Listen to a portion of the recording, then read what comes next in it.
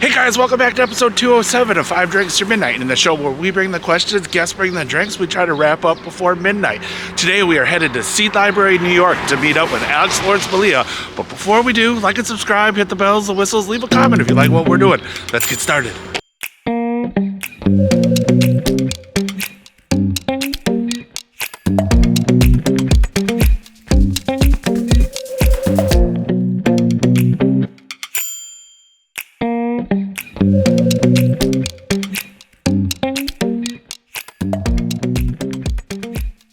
Thank you so much for joining me. 5 drinks at midnight, 5 drinks, 5 questions, midnight, whatever comes first. Thank you so much for having us at Seed Library. How are you doing today, sir? I'm really good, thanks. How are you? Yeah, I'm great. Thank you so much. Again, I love it when people just say yes right off the bat, especially people that I admire. So thank you again for doing the show. I really appreciate it. So, Thank you for having me. oh, no, I really, thank you. Question one, I guess, what are we drinking first? We're starting off with a wee English breakfast tea. Excellent. As much as it pains me to say the word English, it is definitive to the style of the breakfast tea. I guess it's just something that, Ryan, my business partner, and I just live off. Okay. 8 to 10 cups of tea a day. Nice. Caffeinated enough. It's also probably the first drink I ever remember putting 2 ingredients in 1 cup. Okay. So I guess this is the first drink I ever mixed. Yeah. I will. When you asked me, I was like, wow, I guess this Yeah, no, I love it. I mean, it's kind of terrible. Cheers. So, our dearest friend Henrietta, who runs Rare Tea Co, is always telling us off for drinking shitty tea bags, and she does the best tea in the world, so I totally understand it. But there's in the UK we call it builder's tea. Okay. It's just it's the labourers, it's the working class. It's this ceremony that we're all bonded over. Yeah, I love it. Can't shake the habit. That's with milk and sugar as well, or Just milk. Just Yeah, milk. yeah. Okay. I can get you sugar if you No, want. I'm good. I drink. Yeah, that's perfect. Especially on a day like today where it's a wee bit chilly. It's fucking cold out. It It's is. fucking cold. And it's gonna get worse. So that is I it thought is. Scotland was tough. Usually Yorkers have made it tough stuff. Yeah, it's getting colder and colder. So Yeah, it's weird when I think London is warm in comparison. no, we're fucking cold. You drink tea yourself? I do. So I'm a big. I like a good Irish tea. So Irish tea. So a nice. That's my morning. I'm not a coffee guy, so my caffeine intake is from tea. So that's. I still drink both because I got the thing for caffeine, but we were going to Dead Rabbit specifically so we could get a good cup of tea. And breakfast tea in this country is not the same thing. Yeah. I've just discovered a bar around the corner called Wolf Club. Okay. It's like an Irish bar. It's a boozer. We spent a lot of time there when we were opening the space. We were in there 2 days ago, food beds of Guinness, and then I saw the staff making Barry's tea. I was like, this is a weird question. Do you sell that? And they were like, no. No. They sold it to us for $1 a piece. Ah, nice. Yeah. So I've now got my perfect local bar, I've got my Barry's tea and my Guinness. So. Fucking love it. There you go. Right around the corner. Yeah. Awesome. Well, I guess question one, it's always an origin story, and I know that you have probably sick and tired of talking about it, but can you tell us about your origin story? How'd you get started in the hospitality business? Yeah, I mean, well, I grew up in a wee city in Scotland called Edinburgh, and then, through lack of a better option, I went to university in Aberdeen, where I went to university, I think, for about 23 days, which I think was very successful for higher education. But I fell into hospitality because I needed money, so I ended up working in nightclubs. I was trying to be a musician at the time. I was playing in a punk band, and we were loving it. And, driving all over Scotland and the UK, you need to pay bills for that. Yeah. And you certainly don't get paid playing music, especially of that nature. I ended up in a nightclub, and I just loved it. I just thought the camaraderie, the community, and I didn't really care about what we were putting in the glass yet, or even really, frankly, taking care of people at that stage. But this idea of these delinquents that were staying up all night and partying together, and it felt like you just had a sense of belonging, and that the work didn't really feel like work, it felt like fun.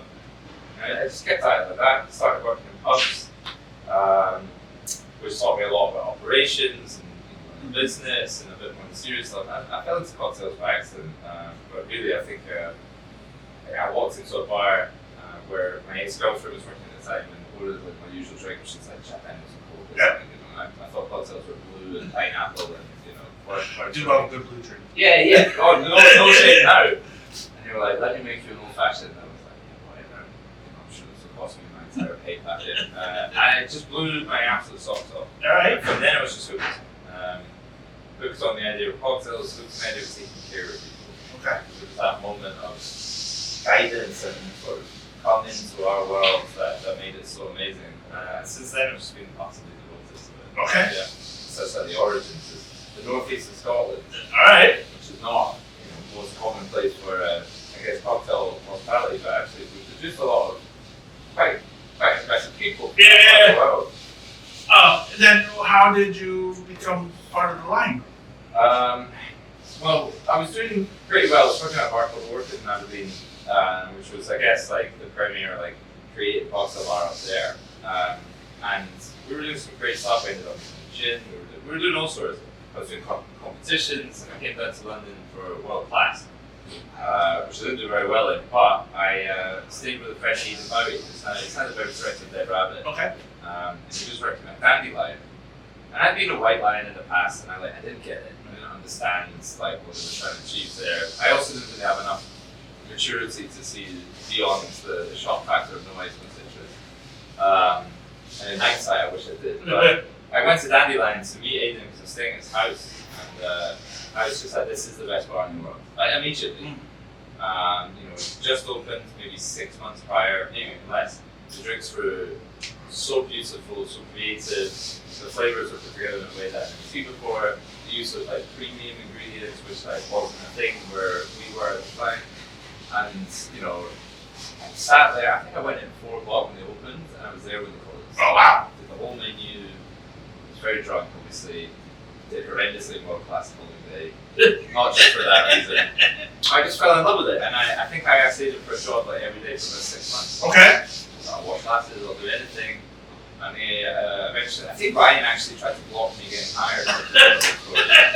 But yeah, I begged to work there. Okay. It just clicked for me straight away. Alright. Beautiful bar, and yeah, that was it. Alright. The way I got a job was I begged. Okay, And well. they were like, I'm sick of this guy. Finally give him a Sick of the job. job. Yeah. Make him a porter or something. Just Just get him away from my inbox, But it was a beautiful thing. And since then, it's been over 10 years now with the company. I did take a brief hiatus, if you will, and I actually helped with a work called Swift in London, which was a really amazing experience.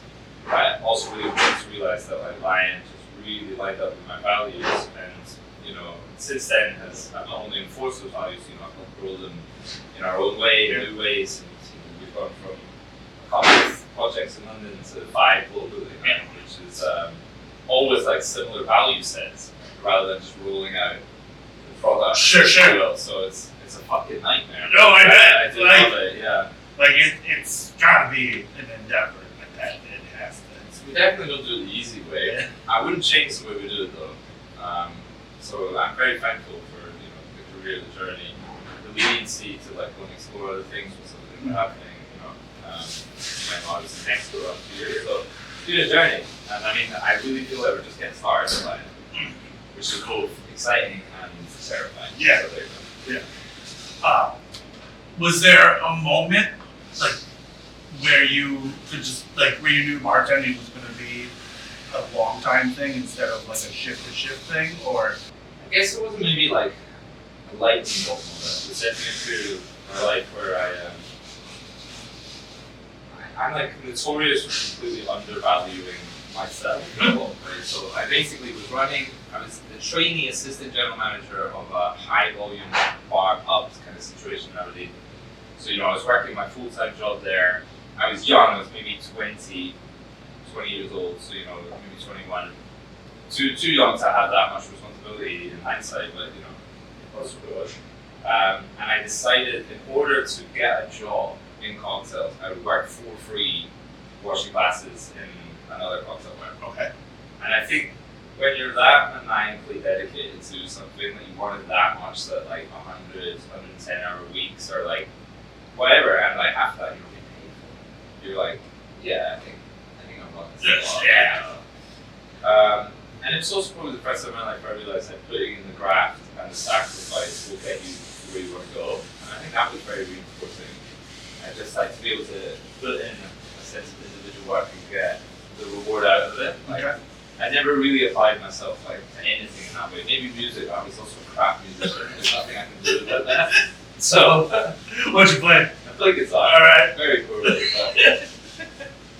It was, yeah. All right. Yeah, I think the moment was probably when I started doing that, and then when I got the job, I didn't even end up working in the bar. I was working for free. They offered me a job. Obviously, the bar was insane. And then this bar Orchid, which at the time I saw as, and probably was, one of the best bars in Scotland, definitely one of the best bars in the city. So when they offered me the job, I was like, I made it. And like, I never let go of like appreciating that this is now my job and my career, and I'm going to push fucking hard at this, and I'm going to learn everything I can learn. And yeah, it was like, give your life up. I mean, my girlfriend at the time reminded me, and she's like, this is sad to obsess about. I was like, yeah, I'm not going to stop this. Yeah. Never. That's awesome. Yeah. Yeah. All right. And then, was it like before like the global launches and the recognition and the awards, is there one bar or one situation that you still carry with you, like a lesson learned that you still carry with you to this day when building out? Well, building out is like from our experience. It's just personally, like not just say like Mr. Lyan stuff, but just you personally. It's such an interesting question. I guess like there's lots of positives that inspired us, and then there's probably a lot more negative. But without realizing, without saying the name of the bar, I think one of the things that is still informing even the strategy we're creating for this year, because maybe we've actually fallen foray to this. I once went to, I'm not going to name the bar because it's slightly negative, but it's a very famous bar in London that I followed for very many years. Didn't live in London yet. And I sat, I messaged the head bartender on Facebook, like, this little pilgrim coming in, and he messaged back, I couldn't believe it. I was like proper fanboying. He gave us the last Prosecco things to like welcome us in. I was like, this is the best experience of my life. And we bought all these cocktails which have these 12, 13, 14 ingredients in them with things I've never heard of and verbiage that was, I couldn't understand or whatever. And they came with like very, very elaborate garnishes. That might be a hint for those that are in the know of 2013. And I tried them all and I went, I cannot wait till I'm good enough to be able to understand this. And it was that moment that when we left that trip, I was like, oh, it's not that I didn't understand it, it's just that these were fucking shit. Okay. And they weren't delicious, and it was the pages, and I got lost in the sauce, and the romance, and the words, and the legacy around it. Actually, fundamentally, we needed to, one, make sure that it was accessible to our guests, but make sure that deliciousness was at the forefront of whatever we were going to do, and not get lost in the sauce too much at all. But just having an opinion in the bar was really important, and not just because everyone else said it was good. Right. There's an awards behind it, or as you could recognize, you don't have to like it. You are allowed to have your own opinion. That was really important to me. That's fundamental in going. We don't have to do what everyone else is doing, but we do have to back our own product whilst being conscientious about people coming into our work. Gotcha. Yeah, I think that's the most important lesson I've ever learned. All right. And then just our last follow-up, because again, going from working for free and hounding, to work, do you have any advice for somebody who wants to follow in your footsteps? Oh, don't do that. However, that being said, I've been talking about this quite a lot recently. It's so hard to toe the line without it becoming talking about exploitation or unfair working practices or anything like that. I think if you're being forced to work for free or anything like that, that's really problematic. And but if you have opportunity where you can spend the most valuable thing you have, which is your time, spend your time improving yourself and creating more opportunity, you should, but you have to understand that it makes other parts of your life shit. Yeah. It just does. You have multiple cups that need to be left for health, social, work, etc. There is no such thing as a flat line. Right. You're just in paralysis. So if you want something in this industry, at the moment there seems to be a lot of very fair, very good conversations regarding the structure of hours, labor, pay, things like that, and I'm all for that. But if you really want something, anything never mind the bar industry, gonna have to grind, you're gonna have to sacrifice, and it's really shit before it gets better.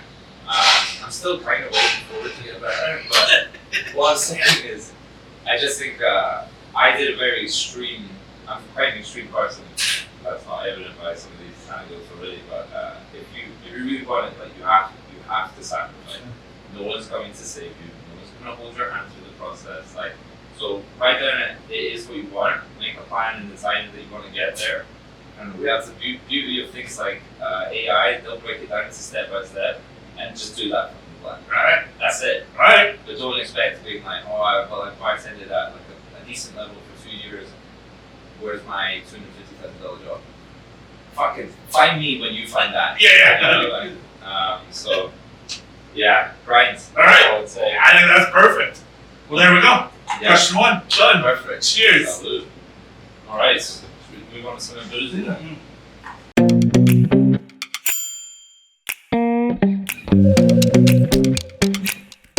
Question 2, drink 2. What are we drinking? We are drinking a drink called a London Calling, Okay. which is probably getting mushy now. So this was one of the first.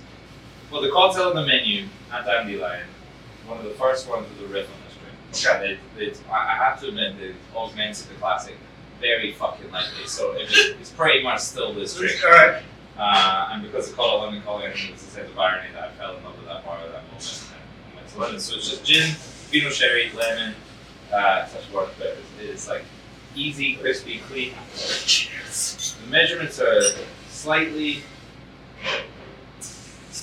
lower on the citrus, so you're using the Pinot to drive the drink a bit more.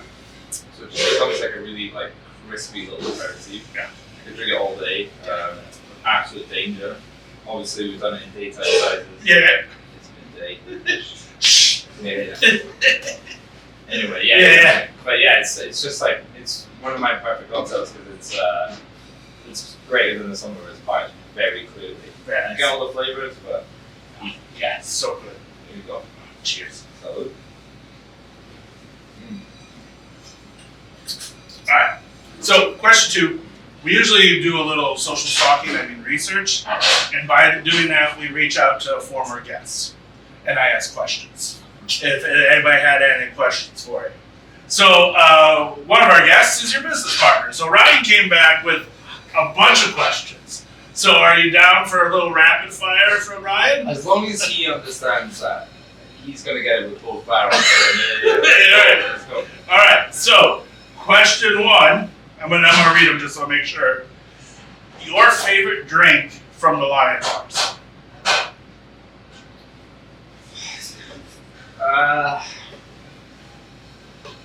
I guess past or present. There's been so many. It's called a patchouli fizz. That'll be the one that he would answer for me. Okay. Which was basically everyone hated this drink. Everyone. I think guests and the party. I loved it. All right.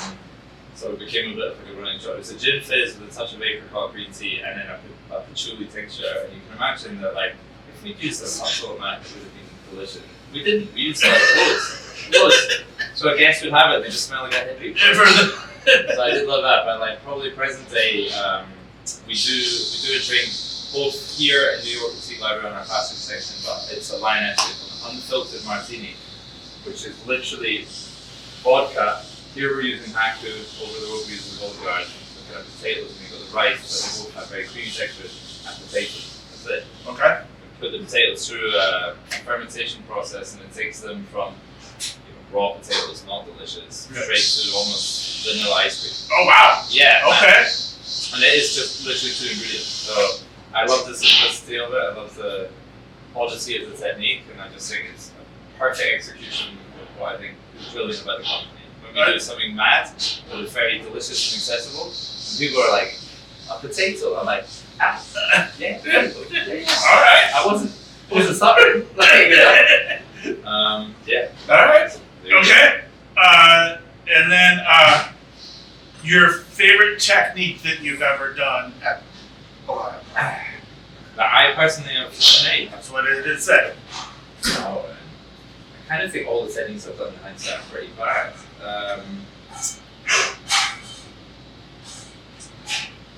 Interesting.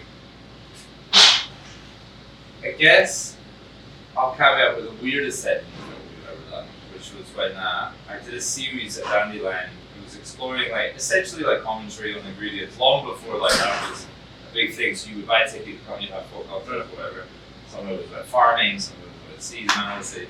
And the last drink was about perceptions around food. Okay. So everyone will gladly eat a chicken nugget, but if you broke down the component parts, they find it quite repulsive. And also, there's a deep sense of irony here. So I made a drink out of the zebra tarantula. Okay. So we cooked that in the zebra tarantula, which it's just got a slightly fishy, meaty depth to it. So pretty gross, and then ended up making kind of a light fizz whilst using ants as the acidulate. I like that. All right. I thought that was cool. It made people wildly uncomfortable. But yeah, it's not a technique that I would repeat. Okay. So, Love it. Your favorite bar that you wish was part of the Lyan family? Oh, interesting.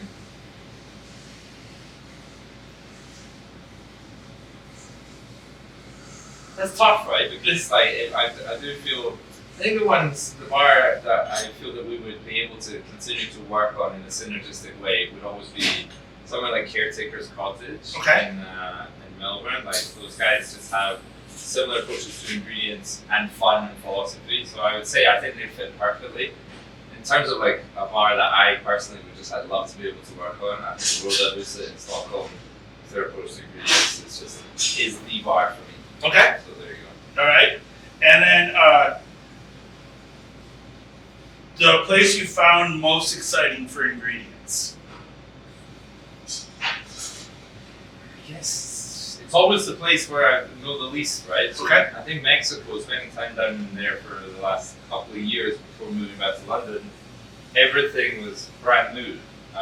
Even ingredients that I thought I had a good amount of knowledge on, technique-wise or even flavor-wise, they're just completely different. It feels like a different flora down there completely. So yeah, Mexican produce, when you find it, is incredible. Oh yeah, I think that's the best. Awesome. And then that's it's Ryan questions. And then I just have, is there a place that you wish or you'd want to open a bar that you haven't yet? I mean, the dream is always open in New York, right? So it's where do you go from here? I do have a bit of a fixation on Scandinavia. Okay. I think the approach of Scandinavian cuisine and the precision and the beauty of embracing nature, I think is so incredible. I'd love to do that. But that being said, I have this recent, maybe it's returning back to the UK after some time away, I have a weird fixation on doing a sort of similar appreciation of ingredients in a quite difficult place of opening a bar in Scotland. Okay. I think going back to my roots. That being said, absolutely no one in Scotland is asking for a fancy ingredient bar based on Scottish ingredients. So would it make me happy? Yes. Would it make business sense? Fuck no. So yeah. Yeah. Well, yeah, there we go. We rapid fire Ryan's questions. Perfect. Cheers.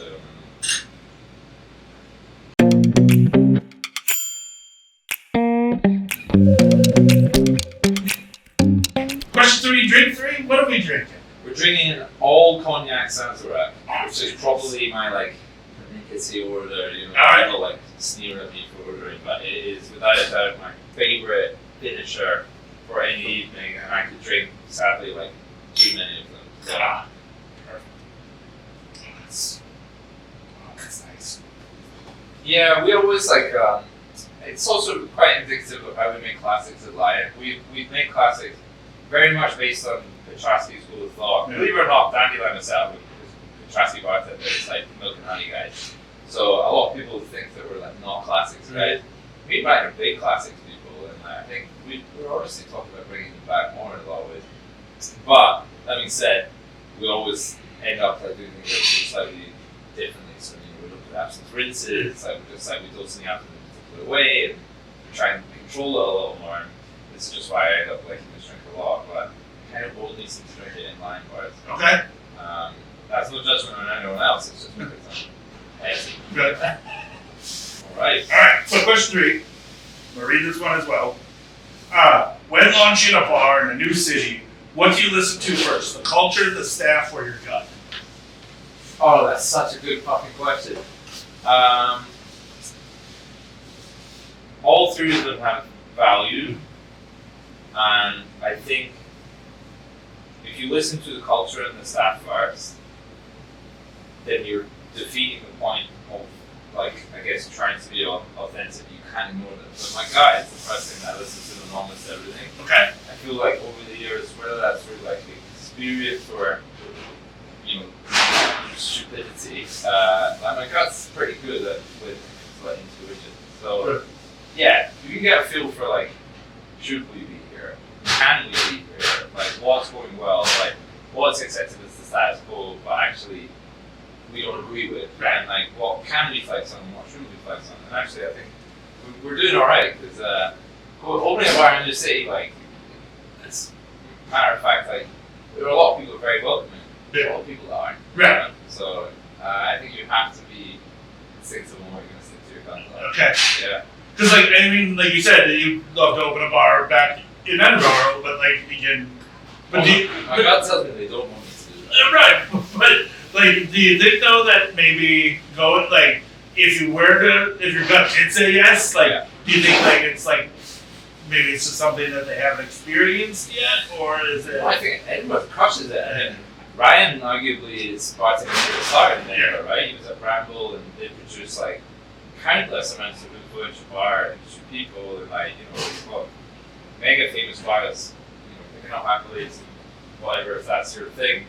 And the F&B is very good in Edinburgh, but I just like, it's, I don't know how to put it, like, I'm quite high volume, like in terms of like my approach to things. I don't know if Edinburgh is. And, also, Edinburgh's maybe one of those cities as well that has like tall poppy syndrome a little bit. You know? Okay. Like, you stick out too much, like, Yeah. Yeah. So, yeah. All right. Yeah. But maybe one day I'll just go open a bar, an 8-seater There you go. Japanese style bar, just me. Just you, perfect. Well, no one else will come, so I'll be there. perfect. Just you and me. Yeah, perfect. Is there something that you look forward to, like your first few nights when you go to a new city, like when you're about to open? Like, is there an unspoken rule that tells you how the people really drink? I mean, you have to go get hammered a couple times, don't you? Yeah. Really.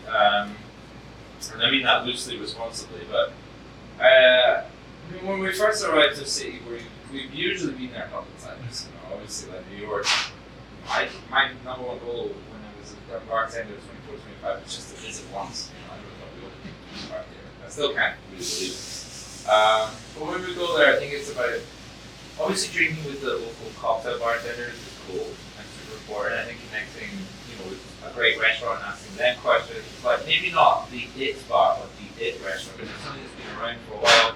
Connecting with like a sense of institution is really important. The local dive bar, you know, it's people that recommending that and just asking if they'll even speak to you, Right. you know, like questions there. And just getting different views of answers and feels for what people think about the city. But arguably you just have to try and connect, you know, and not just connect with who's shiny on Instagram. Sure. Because that becomes vacuous and surface level. Like, you have to go like, well, who in DC can we actually like generate a relationship with? And, you know, if we've got, I mean, we're very fortunate we have a platform, like, who can we platform in a really cool way, whether it's that like local producers or, you know, yeah, I think it's important to just try and get a feel for the actual city. New York's obviously a bit different because it's like 100 cities in one place. Yeah, every neighborhood is a different thing. Yeah. But you know, DC and Amsterdam, I think the DC bar, for example, was always about championing cultural exchange. DC seemed like an actual geographical inflection point of that, so it was very, very important that the concept made sense. But then connecting with DC was hard, even though we were championing what you're all about. And then in Amsterdam, we did actually nothing to do with the city until the last couple of years, where the whole bar is actually kind of a study of Holland and Amsterdam. It's amazing that how much we connected with the community now. Okay. You know, and I think you really do. You've got to pay attention to where you're at. You know.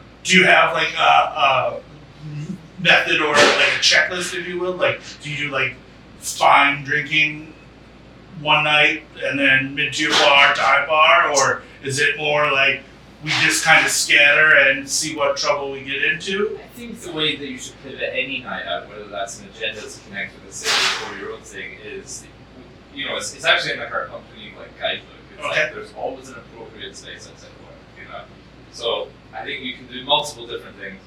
would save evening, but I wouldn't start at the dive bar and end up in EMP. Right. Yeah. So I think it's very important. But I also like the variance as well, of being able to, connect with an actual evening in the time and not just a checklist. It's cool to hit like every cultivar in time if you wanted to, but it's also nice to have a cadence of what I would call like a real night out. We might go have a couple of nice martinis, maybe we'll go for dinner, maybe one more cultivar, and then by that point, like conversation floating is good, but like I don't need to have more fanciness. Maybe I want to go dive bar, or listen to music or whatever. So you try to do it just like in a human way. I think would be the important thing. Checklisting and strategy is so important, but it isn't human. You know what I mean? Yeah, it's hard. And then just more of a personal question, like, do you have a favorite drinking city? Like that's not work, but like, do you have Oh, that's so. I guess I'm biased, but I think London was always the vibe for me. I think I slightly fetishize the States. Like, I love that vibe. Right. And I love the variance. I also think people embrace drinking in a really cool way here. Like, they seem to drink longer and have more of a large amount. I also Brits, we're like, oh, you're off work at 6 and you get hammered and go home at 11. Right. So, like, it's slightly, New York caught me by surprise when I was like, oh, I'm drunk. They're like, oh, we're going out till 4 in the morning. I'm like, what? Yeah. No. Yeah. Especially dive bars, they're open, yeah. But I mean, London, New York always were the one. But yeah. Okay. Okay. Yeah. And then, do you have since you said dive bar, do you have a favorite order? No. Not really. Okay. I think because I haven't hung out enough to have an opinion. I mean, like, it's one of these fascinating things when I come here and people are like, well, that dive bar is not very good. And I'm like, I don't think I'm smart enough to see the difference between the other one and the other necessarily. It's just like the vibe is good. Yeah. The Miller Highlight's cold. And like, yeah. Yeah. I know there's like people are really into their dive bar. Oh yeah, it's a thing. Like it's almost like a gang, if you will. Yeah, a little bit. Yeah. It's quite protective as well. I mean, yeah. It's quite oil based. I think Ian from Bar Snack took me to a honky tonk in Brooklyn at 3 in the morning, and I think that maybe would be like a highlight experience. I'm not saying that's my favorite, but if I had to say one, get me to a honky tonk, preferably at 3 in the morning. Yeah. Drinking with them has got to be very dangerous. So like well, I mean, Ian and I have been drinking together for a very long time. Yeah. And now that I think about it, we've got a lot of trouble. Yeah. Good. Because I know Ryan talked about how he loves a Jack and Coke because it's the same throughout the world. Like no matter where you go. Intellectualized. Yeah. Coke. But I was just wondering if you had even are you more of a beer and a disco shot kind of guy, or are you? So a shade beer and a disco shot. I mean, we all bonded over our kind of love for Jack Daniels and Coca-Cola for some reason. I mean, I started drinking it because it was cool to drink that rock band. Yeah. I mean, like that's I drank it, because I thought it made me look cool. And then it just that's kind of taste it, if you will. Yeah. I guess. Yeah.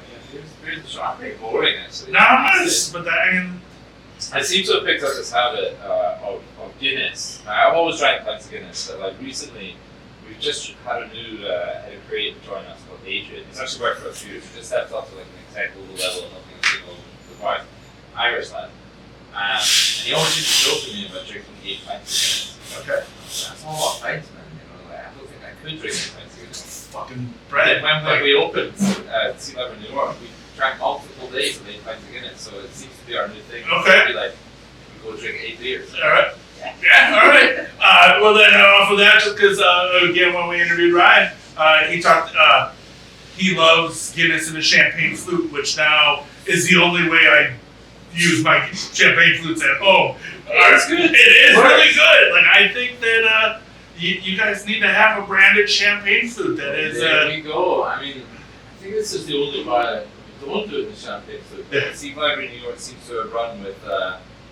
For our guests that are friends of ours, it seems to get the champagne bucket, the frozen champagne flute, and then the Miller Highlight bucket. So they've taken it up on themselves six. I actually had a Miller Highlight from a flute last night, and I have to say it was pretty good. There's something about drinking something out of flute that just feels right. Yeah. You know? Yeah. So then I'll ask you a very personal question. Do you have a favorite pour of Guinness here in the city?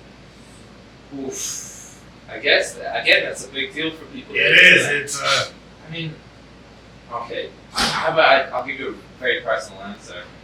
I struggle with the concept where people go, you do a really good pint. Right? Heard. They do, you're right. There is a point where Guinness gets to a point that is good. Yeah. Or very good, shall we say. Swift, snack. There's also a point where the professional drinks, you're like, no, they're not very good. They pour bad beers. I guarantee the bars we feel that way about probably also pour like shitty lagers or shitty pale ales. So what you're saying is that this is a good, upkept system, or it's not. But see when people are like, oh, I think this place is slightly better than the other, and I'm like, what is the fucking difference? No one can answer me. It looks the same. Right. You could argue a little bit about things like temperature. If it's too cold, I understand that, but like. I'm also one of these people where I'm like, well, I want to drink 8 of them, so I don't want to be too critical.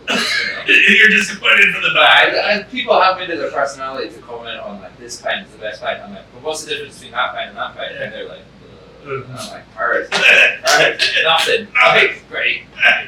But Swift. Alright. Team Swift. Well, there we go. Question 3.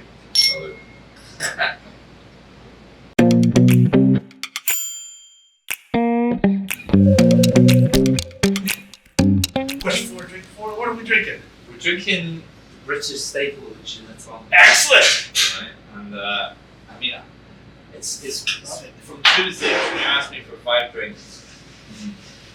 I was like, obviously trying to think about things that are relevant to me, but so I grew up drinking this like as a kid, so it's one of the first mixed drinks that has quite an extreme flavour. Also, Ryan and I were just talking about the other day. I was like, gin and tonic's in class. Yeah. Why do people not drink them anymore? And it's totally fallen out of nouveau, so I'm on a mission to bring it back. Yeah, no, it's, definitely. I mean, there's nothing wrong with it. Like, that's, No, they're not, and also you can do them shit and they're good. yeah! I had that one floating ice cube, the lime from last year floated around. It still works. Crappy gin, like gun tonic water, and I'm like, it's still nice. Like, yeah. I guess we went very refined with the gin industry for a few years. Yeah. And I'm like, bring it back to salt they are. Yeah, there we go. Can't go wrong. Like, I mean, it holds up. Like, it's still. Yeah, it's like even when it's bad, it's kind of good. Yeah. Can't go wrong. Alright, so question 4. What's harder, opening a brand new bar or launching a spirits brand? Well, arguably, I'm a lot more successful at opening bars, shall we say, but it depends on like what you describe as hard. Like, they're both fucking hard. I mean, bringing anything into life is super hard.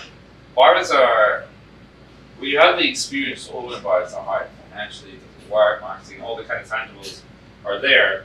They're emotionally very difficult. Like, they take a lot out of you as a human being. You have to really give a piece of yourself that you might not really get back. That's if you want to build a proper team culture and really instill the human aspects of it. Spirits brand, you don't have to do that.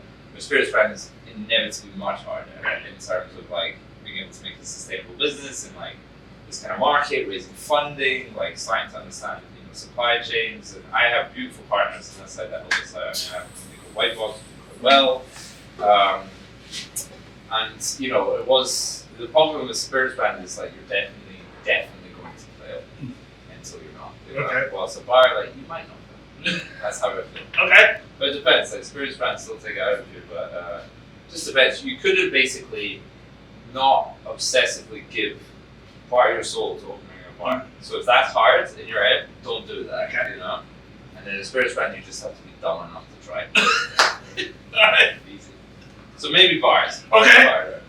I get that because like putting your soul into a bar, Yeah.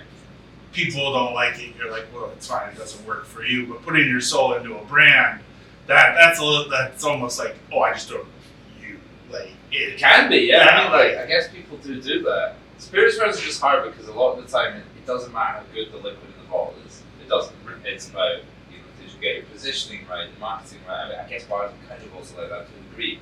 But there's less of a human aspect to spirits brand, creating products. And I think on the surface we look like we create products in our bars, but we don't. We create like spaces for people, as opposed to people working here and people coming in here. So there's like more of an emotional intelligence required. It's like, but yeah, like if people come in and they don't like the bar, like there's another one down the street. Yeah. They probably will like. If they don't buy your brand, like your company was busted. Yeah, that's, You know? yeah. Yeah. So. All right. I would recommend not doing either. If I'm honest, at the moment. But those dumb enough to try, like, Yeah. do it all. Do it. Yeah. A lot of sleepless nights of opening a bar or starting a brand. Yeah. It depends. I think there's a lot of hours put into both.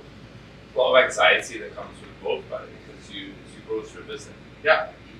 It's more anxiety inducing at both bars and spirits brand or anything you create when it's going well at the beginning. There's more anxiety there. You need to like get the shit kicked out of you a couple of times in the bar, have things that work, that don't work, have the bar be busy, not busy, win an award, not win an award, like whatever it is that is your metric, the same as spirits brand. Like not know if we're going to be able to produce anymore, because we're in money, because we're in sales, we're in investment, like you're sort of knife edge all the time. And then once you've gone through all that a lot, you're like, whatever happens will happen, like just put our best foot forward and you sleep better, shall we say. Yeah. But at the beginning, yeah, no sleep. And then I'm glad you brought up awards, because how do you feel about industry awards? I mean, everybody seems to talk about we don't care about awards, but yet we care about awards. Is it more of an end goal or more added pressure? Interesting. I don't see it as either, although I think people put pressure on it. I mean, if I'm to talk factually, winning an award does two things, fundamentally. Gets people through the door, possibly more opportunities financially, but like just, you know, it does make your space busy, and it validates your team who maybe need that list. Two biggest benefits of it. And I can understand why that's important, because it both, at one point when I was the head bartender of Dandelion, and you know, whatever we were winning, you know, we were very, very, very busy, and I felt very, very, very validated.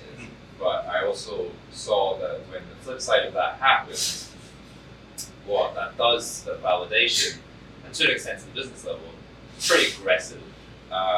It's quite a hard thing to go through. So I'm a bit jaded by like coming at the other end of it. I think it's really dangerous how much people like pursue these things, and you know, people spending $4 million a year on marketing campaigns with like that as the headline, or teams that. You know, I recently had a conversation with Dan Nevsky about this, and people are crying, well, what do I do to make the best, or what do like, is your bar making money? Like, is he happy? Like, are your fundamentals there? I don't remember it. I remember being young, 22, 23, and being like, one day I got to win a cocktail play, right? And it was just like my dream. I think I watched Hey Bartender Do. Sure. Right? And I was just so fucking enamored by this Oscar that the industry had come together, and I really believe in sales, right? I really believe in it. I'm not just saying that because Ryan's on the panel. Sure. However, like, you know, nowadays, I think when you the question, for example, now it seems that like, you know, there's the same pressure. It's not good. It's people's mental health, or like putting our culture first. There's nothing wrong with 50 Best inherently. 50 Best at business. Yeah. Fucking good business. Yeah. Here's what I find. I think my team are some of the best in the world. That is not from bias, that's from experience and opinion. I don't think all of them are. They know that they are. And however, I do think they're the best. They are told they are not the best by this system because they're not on a list. Sure. Or because they don't have one. That's fucked. You know, like I don't think they should feel that way. I think they should feel that they are at the top of our industry. But apparently they're not. You know what I mean? Yeah, no, And I do everything in my part to make sure we're getting validated internally, but it would be really nice for the industry to shift in that general direction anyway. Right. Yeah. Well, my personal opinion, I mean, again, the staff here is amazing and really great, but I will tell you, that DC team was fucking amazing, and they took really good care of me, and I walked out of there extremely in awe. Amazing. Like, so, I know my opinion doesn't matter shit, but like, they were it matters a lot. fucking awesome. So they'll love to hear that. And they're a perfect example of like people that like, they are amazing, they do such good work, and they're cohesive, and they work as a team, they're strategic, and they're amazing, and they deserve all the recognition in the world. And I just hope, I can't control this, but I hope they feel the validation of like how good they are and how proud we are of them is meaningful. Yeah. That's all. But that's hard. Yeah, no, it was when I came here, my first time here, like 4 people from Silver Line were here, like took the bus up and like they were drinking right here, and it was fucking amazing. Yeah. Like they're good The people. community that we have in the company is great, you know. Yeah, we get called a cult a lot, which is interesting. It works for us. Yeah. Well, and again, then just our last follow-up. Again, not looking for industry secrets or anything, but what's next for you professionally and personally? Oh, well, personally, I just moved back to London with my wife, so we're getting settled back into London. I think we had a pretty ropey 2 years traveling, and it's like we're just going to settle back into the routine. What's next for us professionally is kind of interesting. Totally internally. Okay. I'll let you know. So one of the things that I think we're doing right now is really cross-examining our values, going back to the core of what the company was created for, and just seeing doing a bit of a sense check. Are we doing what we originally set out to do? What do we want to keep? What do we don't want to keep? And I think that's super exciting. Having said, there is so many projects in the pipeline. So we're at a really nice point of inflection, of reflection, and then growth. We have a Mr Lyan Studio, which is like our, I guess you want to call it agency side of the business. Yeah. And those guys are just killing it. Yeah. We're talking to some amazing people, but venues, partnerships, and to be able to take our philosophy and apply it externally and find it valuable and have partnerships, not just things like bricks and mortar venues, which typically take our thinking, which actually I believe is our most valuable asset. Just expand that out into the world. It's amazing. So we've got lots of irons in the fire. But yeah, stabilize London, get back to what we're fucking good at, and make sure that anything that we're doing that feels that it isn't on the mission statement, get rid of it. Okay. Get rid of it. Yeah. Well, there we go. Yeah. Question for you. Cheers. Salud.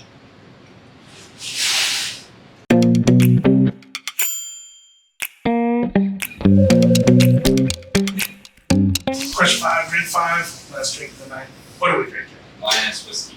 Excellent. So we did. Brian's also involved in this, but we got a great little partnership with guys from Groningen Distillery. They're blending on Thompson Brothers. Just does the most incredible Scotch blends that we've seen a long time. They're not actually punching around with loads of really old whiskies or rare stuff. They're just good at putting things together, which obviously we appreciate a lot. So they bought this for us, and it's just a delicious little 3-year-old, easy. You wouldn't imagine it to be as waxy and fruity as it is. So good. And what I love about it the most is this image of it's a cat riding a unicorn that's breathing fire whilst jumping over a rainbow, and the cat's holding a gun. And a ninja mask? Yeah, he's got a little ramble. Yeah. And there's a lot going on. Yeah. A little pixelated rainbow here, basically, we all use this for different definitions. Ryan, Ian, and I it's from the origin of the company. Ryan says this picture sums up the internet, Okay. which is a great level of information, which is absolutely true. I say it sums up the company motto line, which is heaps mad shit, which also as a sentence doesn't actually grammatically make any sense. But that was our whole thing, was heaps mad shit. That's what we do, we're trying to soften the geekiness, I guess, of putting things together. But the way that I summarize it is your brain understands everything in this photo, but it has no idea why it's been put together that way. And I think that's what we try and do a lot of the time. Okay. Try and show you something new and exciting and fun and make you laugh. You're not really sure how it got here. Okay. And that's totally fine. You don't need to understand it, but we're all having a laugh about it. Alright. I think that's important. That's awesome. Yeah. Love that. Salute. Cheers. Oh, so good. Yeah. Alright, so question 5 comes down to the flip of the whiskey Wednesday coin. You can flip it, you can spin it, you can do whatever you want. The coin will give you the answer. You don't necessarily have to answer unless you feel so inclined to answer. One side says fuck yeah, one side says fuck no. I know. So, question 5. Do you consider Muay Thai more like bartending that's more like art than sport? Okay, Okay, so what does the coin say? Coin says. Actually, I do say that Muay Thai Fuck yeah. is fuck yeah. That's interesting. You honed in on my other passion. Yeah. I think fighting is misinterpreted a lot as like just brutal and just violent, and but I do actually see there being a lot of art in Muay Thai. I agree. A lot, and I think it's one of the most gracious, kind sports out there. Yes, when we're in the ring for the 6 minutes, it's like it's not so healthy, shall we say, when it comes to you're thinking about your opponent's well-being. However, like I think the way the sport goes, the way the technicality of it is, the respect involved, it's like it's an art, definitely over just a sport. Yeah. Cool. The coin is right. Yeah. The coin is always right. It is. I have said that. I don't know what the next question is. What made you get into Muay Thai? It's a sad story how I got into it. I wasn't feeling very good or secure in my life, and I thought I'd give something a go. I started off on a whim. This was just around the time lockdown started. Okay. And I wasn't particularly healthy. I wasn't living well, and it just clicked.